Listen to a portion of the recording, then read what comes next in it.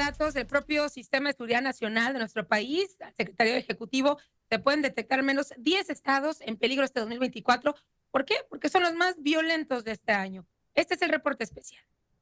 Durante los primeros meses de este año se ha observado un repunte en la percepción de inseguridad de los mexicanos, ya que el 61% de los habitantes de zonas urbanas consideran que vivir en su localidad es peligroso. Por género, las mujeres perciben significativamente mayor inseguridad que los hombres. De acuerdo con cifras de la Encuesta Nacional de Seguridad Pública Urbana del INEGI, se señala que 18 ciudades mostraron cambios en la percepción de inseguridad en sus habitantes. 14 se incrementó y solo en 4 se redujo. La ciudad más peligrosa fue Colima, ya que se considera como la más mortífera, pues tiene una tasa de 182 homicidios cometidos por cada 100,000 habitantes. Las causas pueden derivar del crimen organizado, disputas entre bandas o tráfico de drogas por parte de cárteles mexicanos. Según el Índice de Paz en México, el aumento de la violencia en Colima se ha intensificado debido a la entrega de nuevos estupefacientes que han provocado el cambio de las drogas más comunes. Otra ciudad mexicana que aparece frecuentemente entre las más peligrosas no solo del país, sino del mundo,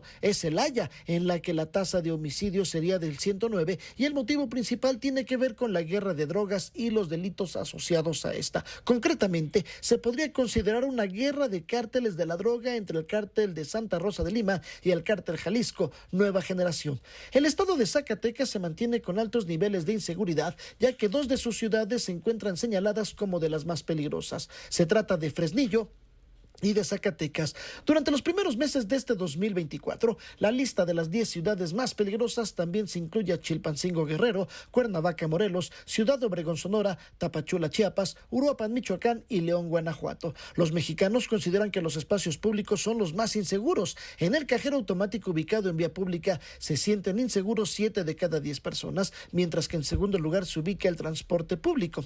Otros espacios peligrosos para los mexicanos son el banco, las calles por las que transita, los mercados y los parques recreativos de su localidad. Destaca también la percepción de inseguridad en carreteras, la cual creció de manera importante en los últimos meses, pues la mitad de la población considera que son peligrosas. En Fórmula Noticias, Juan Antonio Jiménez. Gracias, Juan Antonio, por este reporte y sin duda muy valiosa la colaboración que nos puede hacer David Saucedo sobre este tema. David, qué gusto saludarte. Buena tarde. ¿Qué tal, Michelle? ¿Cómo estás? Quiero saludarte a ti, el auditorio, a tus órdenes. Igualmente, y bueno, estos estados coinciden con, además del INEGI, lo que arroja la propia Secretaría de Seguridad Pública, y si nos vamos al mapa de riesgo que acaba de ofrecer recientemente la oposición, pues coinciden la mayoría de los estados, David. Sí, lo más probable es que a lo largo del año se incorporen algunas otras entidades. Hay que pasar la coyuntura electoral. Algunos grupos del narcotráfico están muy interesados en las entidades en donde hay comicios, sobre todo porque quieren apuntalar a los partidos o candidatos que respaldan sus proyectos criminales. Pero una vez que pase el proceso electoral, que por supuesto fue un catalizador de violencia, que cristalizó en el asesinato de varios candidatos de todos los partidos, es factible suponer que los grupos del narcotráfico, una vez teniendo el control o habiendo perdido el control político de algunas entidades, quieran a ganar en las calles lo que no hayan ganado en las urnas.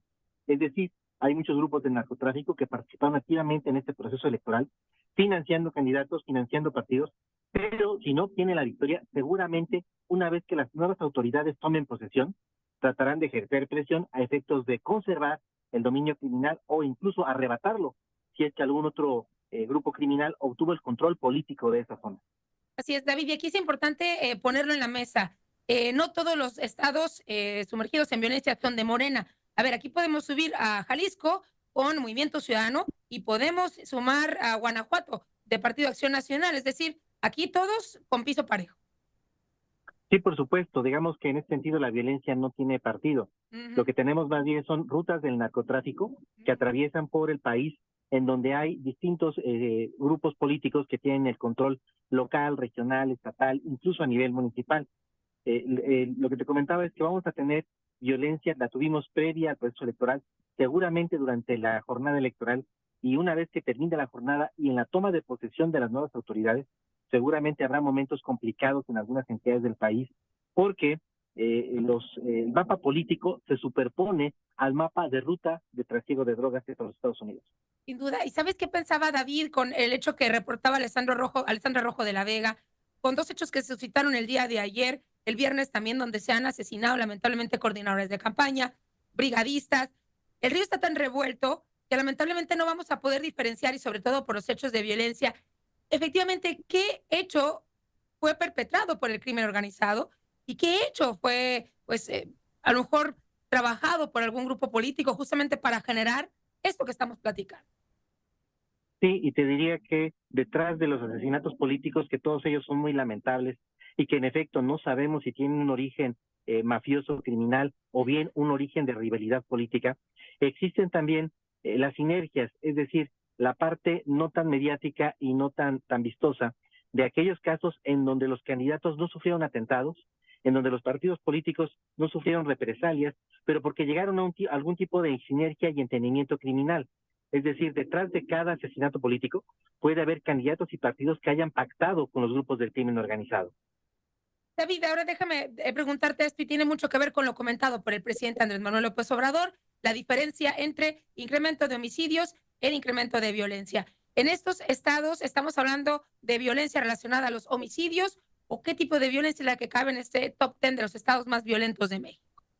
Bueno, la frase del presidente es un poquito kafkiana porque en sí mismo los homicidios son violencia. Ah, Lo que quiso, si lo entiendo bien, lo que quiso decir el presidente fue tratar de justificar el desempeño del gobierno federal con respecto al abatimiento de ciertos indicadores de delitos federales que, de acuerdo con las métricas que ellos tienen, se han reducido. Mi impresión es que no es así, sobre todo por un fenómeno muy conocido de cifra negra de delitos no denunciados, aunque en la mayoría de las entidades del país no aparece el delito de la extorsión como un delito grave y que esté generalizado en regiones.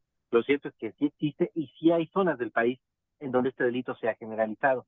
Tenemos una cifra negra de delitos no denunciados, así que no podemos cantar victoria, aunque las estadísticas nos muestren que hay una reducción de delitos. Hay que tomar siempre en cuenta que solo se denuncian, dependiendo del delito, entre el 10 y el 20%, quedando en la cifra negra el 90 y el 80% de los delitos.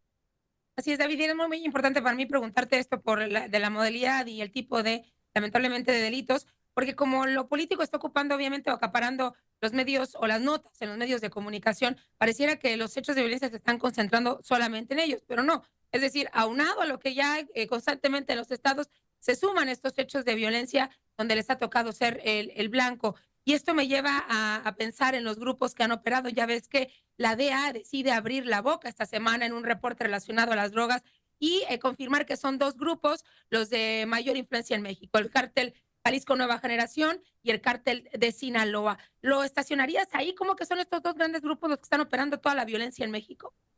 Digamos que son los que son del interés de la DEA, porque son los principales exportadores de drogas ilícitas a los Estados Unidos. Pero en el país hay toda una constelación de organizaciones criminales entre chicas y medianas que no tienen la capacidad de de exportación de drogas ilícitas, que no son del interés de la DEA, pero que sí generan mucha afectación a la ciudadanía. Estamos hablando de los cárteles que se dedican a la extracción de combustible de los ductos de Pemex, los que se dedican a la extorsión, al cobro de derechos de piso, al robo de transporte de carga, al secuestro, es decir, son organizaciones criminales que quizá no están en la mira de las autoridades en Washington, pero que sí están generando una gran afectación. Esa es una contradicción que existe en México. El gobierno federal está enfocado en el combate a los dos grandes grupos de macrocriminalidad, pero no está enfrentando con la misma determinación a los cárteles medianos y pequeños que sí están afectando a la población civil en México. Es decir, quizá a un taxista de Tapachula no le interesa tanto lo que hace o no hace el cártel Jalisco Nueva Generación, pero sí lo que hacen los motonetos con respecto a la extorsión que sufren ellos. Es decir, lo que está ocurriendo es que las directrices de combate a la inseguridad en México son para atender la inseguridad, pero no de México, sino de Washington. Incluso entre las palabras de la titular de la DEA, David Auditorio, queda entredicho si el tema de las visas y el retraso en otorgar estos permisos por parte de México, pues retrasa el ingreso de los agentes que incluso podrían contribuir a la pacificación de nuestro país.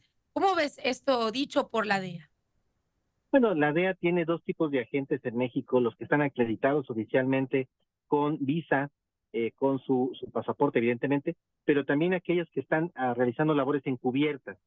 Entonces, no tengo claro, digo, me parece evidente que Anne Milgram lo que hace en su declaración es sí quejarse acerca del tortuguismo, del burocratismo para permitir la colaboración de agentes de la DEA en operaciones conjuntas con autoridades en México. Sin embargo, yo no tengo ninguna duda de que hay agentes de la DEA que operan de manera encubierta aquí en México, realizando intercepciones telefónicas, seguimiento de personas, análisis táctico, obviamente con el objeto de recabar información que les permita detectar a los narcotraficantes de alto perfil que están en su lista de las personas más buscadas. Así es, pues ahí está. David, como siempre, muy apreciada tu colaboración. Gracias por esta información. Gracias, Tinicher, un abrazo. Un abrazo, que tengas muy buen domingo. Gracias, como siempre, por estar a disposición. Los 10 estados más violentos, según los datos ya en resumen, como bien lo decía David, y como lo han anotado los datos también del INEGI y del Secretario Ejecutivo, son Sonora, Chihuahua, Nuevo León, Baja California, Michoacán, Veracruz, Morelos, Guerrero y bueno, no me está faltando ninguno, espero, y Nuevo León. Sí, los datos por los distintos delitos, no solamente por el homicidio doloso, como ya lo platicamos, esta diferencia del presidente o de los comentarios que hizo el presidente López Obrador, y vaya que nos ha puesto a trabajar y a entender esta diferencia que dijo en la mañanera entre que ha incrementado los homicidios más no la violencia. Eso depende sin duda de cada habitante en nuestro estado, cómo siente este tipo de situaciones, las denuncias y también el actuar de las